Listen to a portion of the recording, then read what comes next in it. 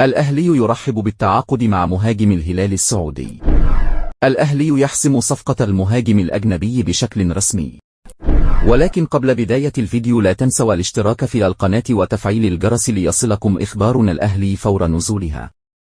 وهيا نبدأ الفيديو بالصلاة والسلام على رسول الله صلى الله عليه وسلم. كشفت تقرير صحفية سعودية عن ترحيب النادي الأهلي بالتعاقد مع مهاجم الفريق الأول لكرة القدم بنادي الهلال السعودي سابقا خلال الميركاتو الصيفي الحالي. وكان الهلال السعودي أعلن رحيل موسى ماريجا مهاجم الفريق بعدما خرج من حسابات البرتغالي خورخي جيسوس. وأكدت صحيفة الميدان السعودية أن النادي الأهلي أبدى موافقته على ضم موسى ماريجا. وذكرت الصحيفة أن ماريجا تم طرحه عن طريق أحد وكلاء اللاعبين على الأهلي، ووافق مسؤولي النادي على ضمه خلال الميركاتو الصيفي الحالي.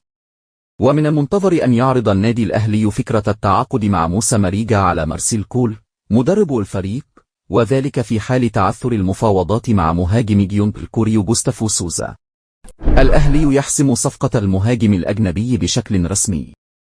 أكدت تقرير صحفية واردة من داخل معقل النادي الأهلي أن المفاوضات بين الفريق ونادي جونيب الكوري عادت بقوة من أجل التعاقد مع المهاجم البرازيلي جوستافو سوزا خلال فترة الانتقالات الصيفية الجارية.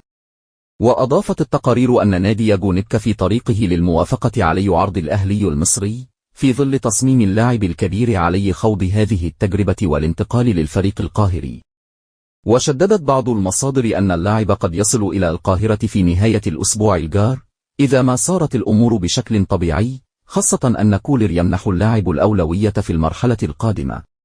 يأتي ذلك في الوقت الذي وافق القندوسي علي الخروج عن الأهلي على سبيل الإعارة خلال الساعات القليلة الماضية، مما يجعل انضمام سوزا للفريق الأحمر مسألة وقت فقط.